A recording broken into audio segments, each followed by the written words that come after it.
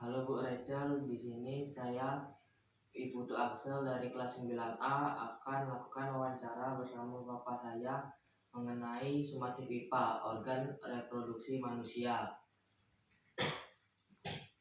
Yang pertama ini ada organ reproduksi laki-laki. Ini bagian ini namanya vas deferens. Vas deferens ini berfungsi sebagai saluran yang mengangkut sperma matang dari epidimis di sini ke uretra saat terjadi ejakulasi. Kemudian bagian yang kedua, ampula vas deferens. Bagian kedua ini berfungsi menyimpan sperma sementara sebelum proses ejakulasi dan membentuk bagian awal dari air mani dengan bergabung dengan cairan dari vesikula seminalis.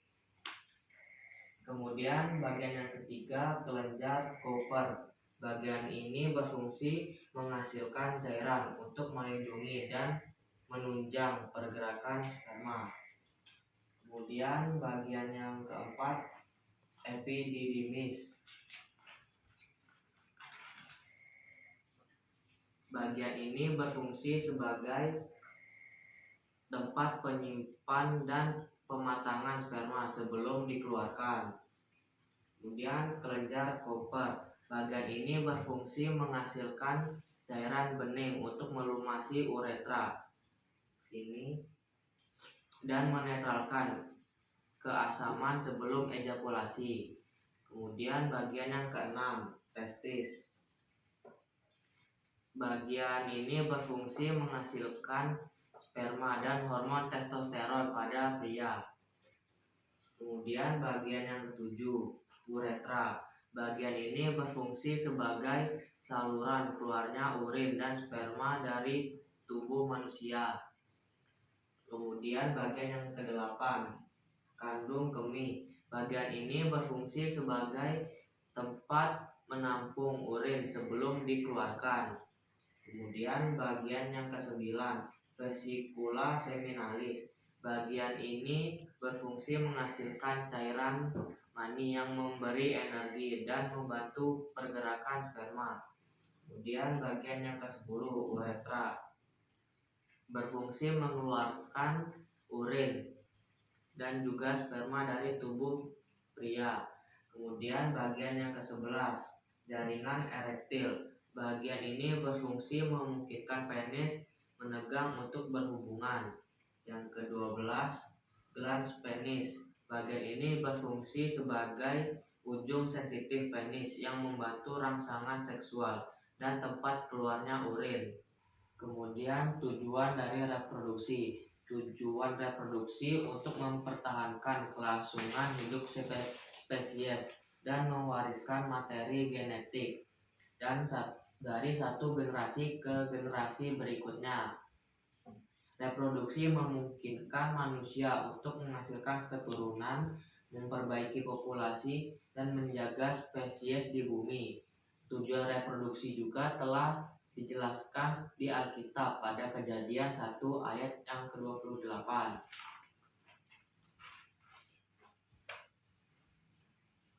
Lalu pengertian dan pembentukan orientasi seksual. Orientasi seksual adalah pola ketertarikan emosional, romantis, atau seksual seseorang terhadap individu lain yang dapat berupa heteroseks, homoseks, biseks, aseks, maupun panseksual. Orientasi ini terbentuk dari pengaruh faktor biologis, psikologis, dan sosial, bukan pilihan sadar, sehingga setiap orang punya cara unik dalam memahami dan mengekspresikannya. Jenis-jenis orientasi seksual.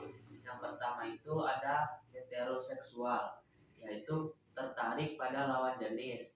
Yang kedua homoseks, tertarik pada sesama jenis. Yang ketiga ada biseks, tertarik lebih dari satu jenis. Yang keempat panseks, tertarik pada siapa saja. Kemudian aseksual, tidak memiliki ketertarikan. Dan yang terakhir demiseks, hanya merasa tertarik secara seks. Kemudian waspada penyakit organ reproduksi pada pria. Penyakit yang bisa menyerang pria itu salah satunya ada prostatis. Prostatis ini adalah peradangan kelenjar prostat yang bisa menyebabkan nyeri dan gangguan buang air kecil. Kemudian penyakit yang kedua itu ada kanker testis, yaitu pertumbuhan sel abnormal pada testis yang beresiko menyebar jika tidak ditangani dengan segera.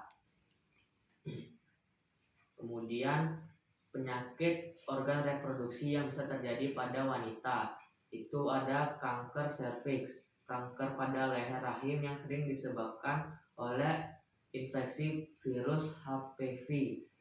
Kemudian yang kedua endometriosis, yaitu pertumbuhan jaringan endometrium yang dikeluarkan dari rahim yang menimbulkan nyeri dan gangguan kesuburan.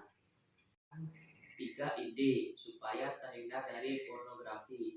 Yang pertama, isi waktu dengan kegiatan positif seperti berolahraga, membaca, ataupun melakukan hobi yang bermanfaat. Yang kedua itu membatasi akses internet. Kita bisa menghindari pornografi melalui pengurangan akses internet. Yang ketiga, perkuat diri spiritual dengan cara menjalin relasi yang lebih dekat kepada agama, keluarga, atau lingkungan pertemanan yang sehat. Kemudian, cara saya menjaga organ reproduksi. Yang pertama itu jaga kebersihan dengan cara mandi 3 kali sehari dan mengganti pakaian dalam setiap hari.